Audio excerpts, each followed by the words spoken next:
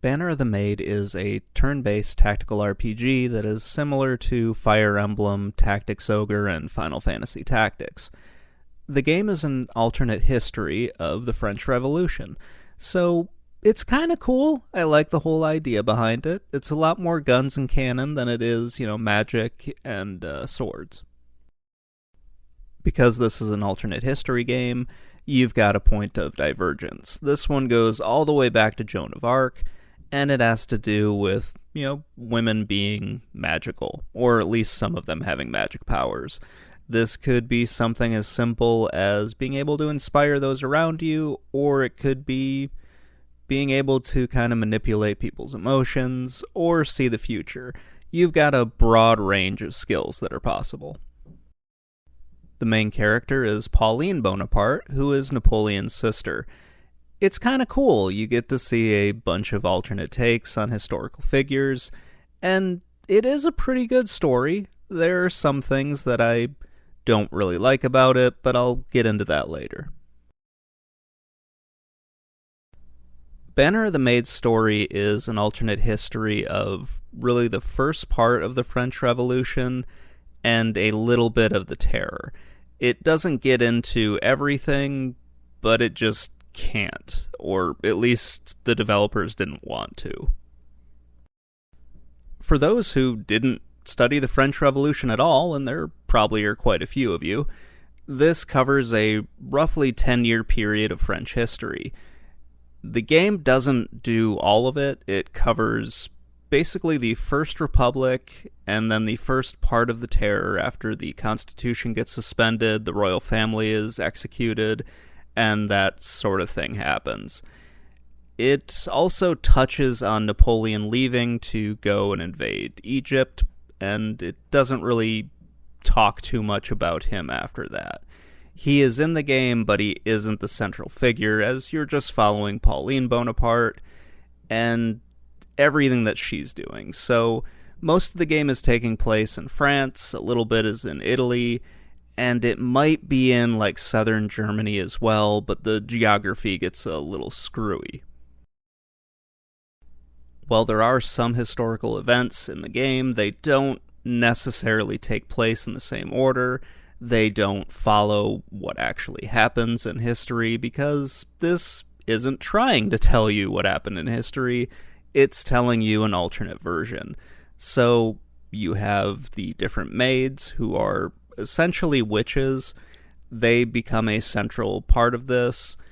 And yeah, it's kind of cool to see how they worked that part in. So you have a lot of female characters in this. Many of them are going to be your generals, or at least the units that you're controlling in the game. It's pretty cool. I like the way they do this. I like the way they tie in all the magical elements, which would not have been in real life, so it's cool to see how the game takes its own kind of turn. I'll talk more about this at the end when I go into just my problems with the ending of this game. Because they don't cover the entire French Revolution, you don't see Napoleon become, basically the emperor of France. So it stops short, and yeah, the ending isn't as good as it could be. And I'll talk a little bit about that later, but right now let's get into the gameplay. I like the gameplay quite a bit. This is a genre of game that I just really enjoy. And honestly, these are some of my favorite RPGs. Banner of the Maid is more of the tactical style, so it's similar to Fire Emblem, Tactics Ogre, and Final Fantasy Tactics, as opposed to more of a strategic game like the Ogre Battle series. Because this is the French Revolution, you're playing as the French army. Many of the names of characters and units and factions are going to be taken from actual history, and they're also going to be in the French language. This might cause a language barrier for some players, but it really didn't for me after I figured out just who was who and what faction was what. Like most games in the tactical and strategic RPGs, your characters are going to gain levels, and that'll allow you to eventually promote them to different classes. It's pretty fun. I like the way they do it. I just like a lot of the things in here. You also have a few missions that you can repeat, so it lets you grind for levels if you run into a place where you feel a little bit underpowered, or you recruit a new unit that is way behind where you are.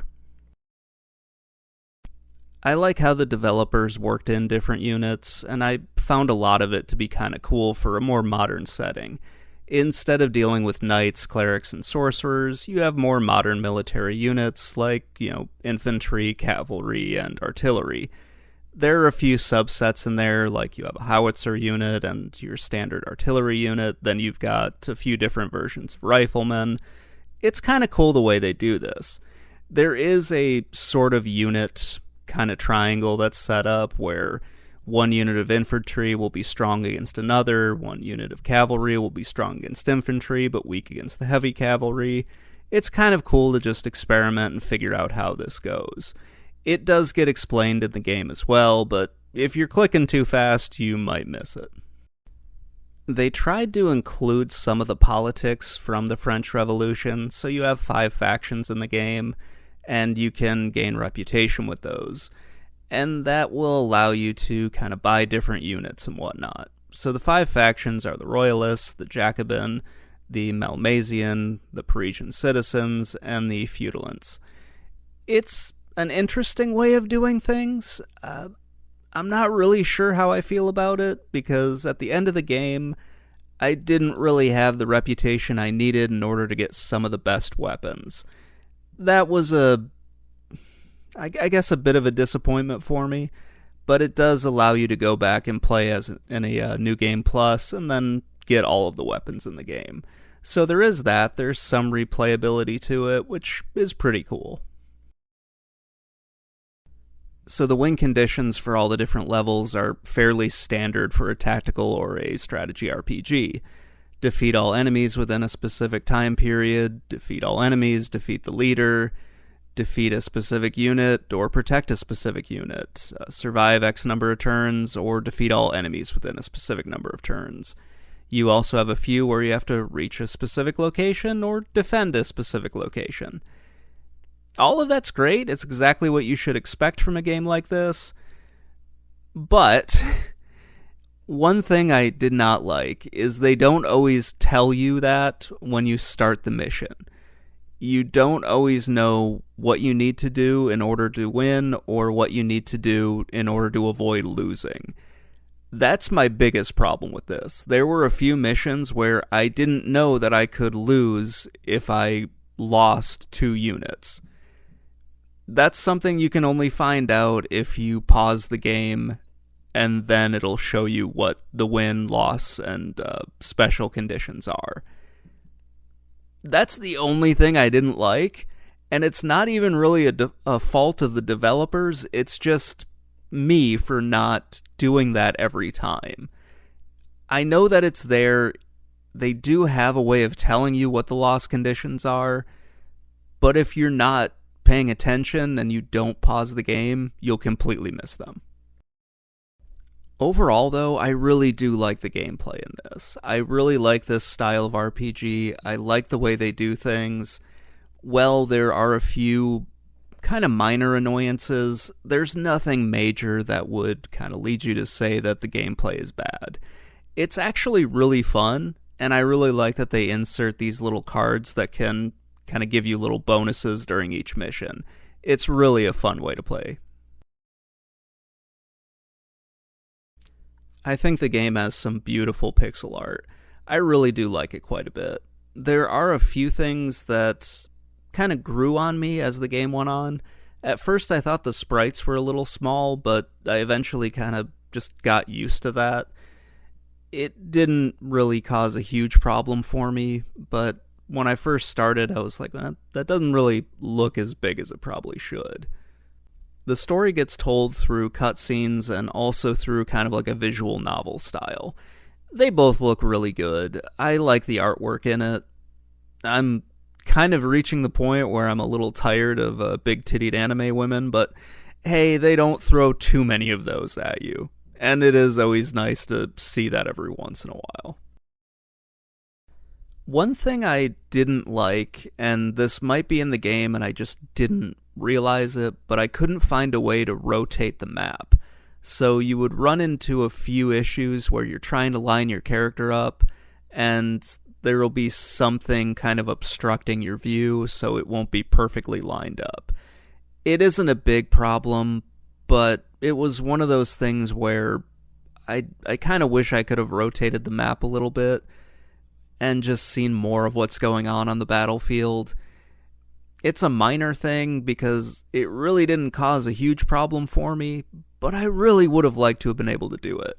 So if you can rotate the map, please let me know in the comments. I just couldn't figure it out. The L and R buttons were not doing it for me, so yeah, here we are. This is really a beautiful game to look at. I really love the pixel art. I do like just the visual novel way of telling things. It works very well for a tactical and a strategy game. So, yeah, it's really nice that they're there. Everything is done very well. I don't really have any issues, major issues with the graphics. This was released in 2019, so everything looks really good.